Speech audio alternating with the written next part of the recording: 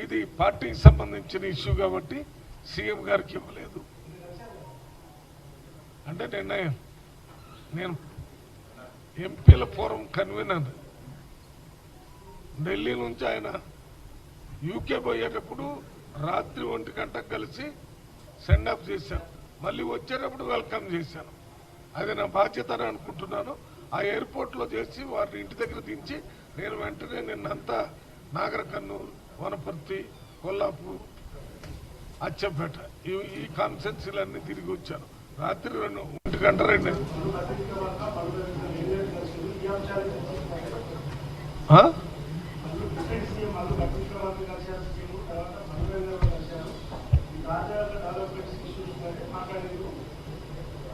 అదే అందుకే కదా నిన్న రేవంత్ రెడ్డి గారు చెప్పారు ఊహాజనిత విషయాలను రాసుకోవద్దని నేను నా విషయం చెప్తున్నాను నేను కలిసింది నేను వెల్కమ్ అప్పుడు ఏం లేదు కదా పోయేటప్పుడు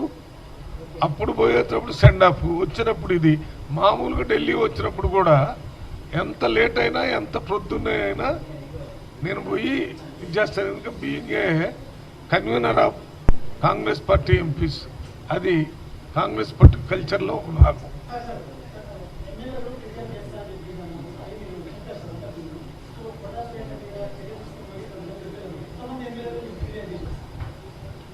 మీ అందరికి తెలిసినట్టే నాకు కూడా తెలిసింది చేసినట్టుగా భావిస్తున్నాం ఆ టీవీలో వచ్చినవి అన్నీ ఇక్కడ పెట్టుకొని చూసాం కదా మొన్న అన్ని ఫిర్యాదు చేశారు ఇక్కడ చూసాం కూడా మేము మా టీవీలో వారు ఏం మాట్లాడారనేది మొదటి టీము ఎమ్మెల్యేలు సెకండ్ టీం ఎమ్మెల్యేలు మాట్లాడిన దానికి కారణం ఏంటంటే ఏదో వ్యతిరేకంగా మాట్లాడారని మాకు ఒక రిప్రజెంటేషన్ ఆనరబుల్ మినిస్టర్ కొండ సురేఖ్ గారు ఇచ్చారు కాబట్టి అది కూడా పరిశీలన చేశారు అచ్చా దాంట్లో వేరేం చెప్పారంటే వారు మాట్లాడిన దాని వెనక ఎవరున్నారో గుర్తించాలని అంటే దానికోసం వివరాలన్నీ తెలుసుకున్నాం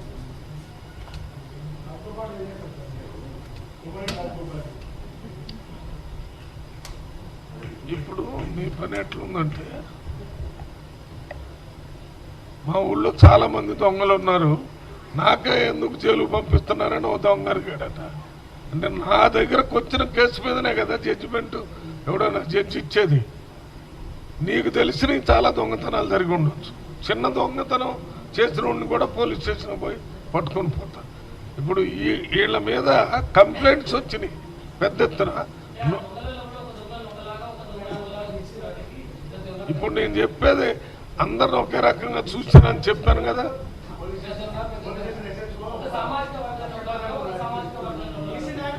అస్సలు మీరు ఆ రకంగా మాట్లాడాల్సిన అవసరం వచ్చినప్పుడు మాట్లాడండి నేనే ఒక బలహీన వర్గాలకు సంబంధించిన వ్యక్తిని ఎస్సీ అంటే ఈ క్యాస్ట్ సిస్టంలో వాళ్ళు ఇచ్చిన మెట్లలో చిన్న మెట్టు మొదటి మెట్టు మాకు అయితే నేనెందుకు చూస్తాను అట్లా మరి ఇప్పుడు మనం ఇద్దరు ఉన్న దాంట్లో ఇద్దరి గురించి చెప్పానా మీకు దాంట్లో ఇద్దరు బీసీలే ఉన్నారా మీరు మీ పేరేంటమ్మా మరి నేను ఇద్దరు పేర్లు చెప్తున్నాను కదా విన్నావా కొండా సురేఖ్ గారు తర్వాత చిన్నారెడ్డి గారు అని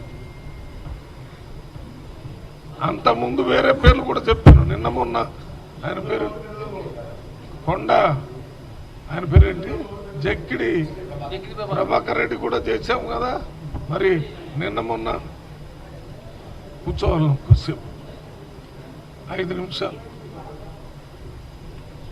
ఆదిలాబాద్లో కూడా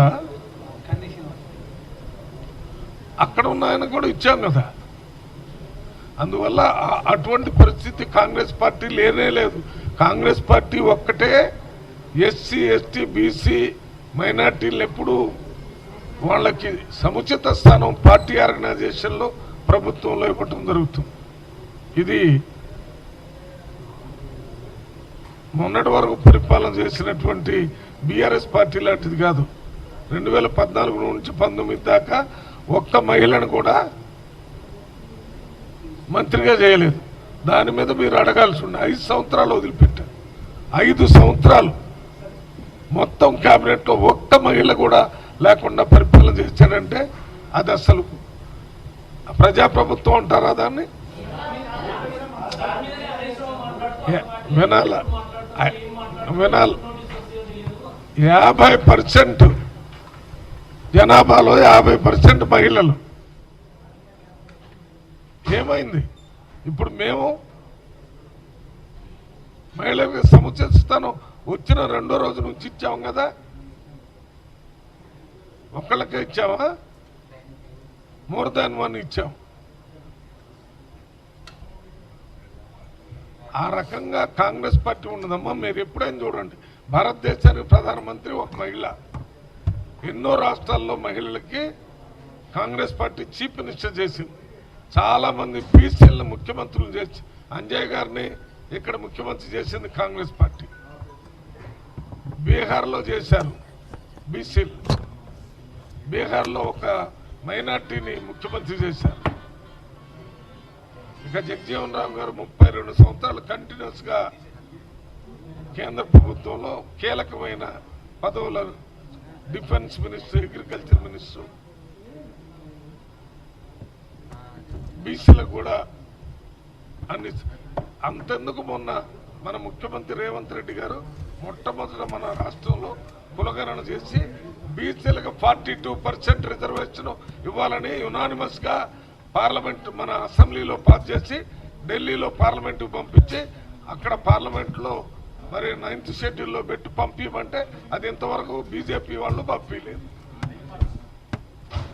అందువల్ల మా పార్టీ కానీ మా ముఖ్యమంత్రి కానీ, మా పార్టీ ప్రెసిడెంట్ బీసీ,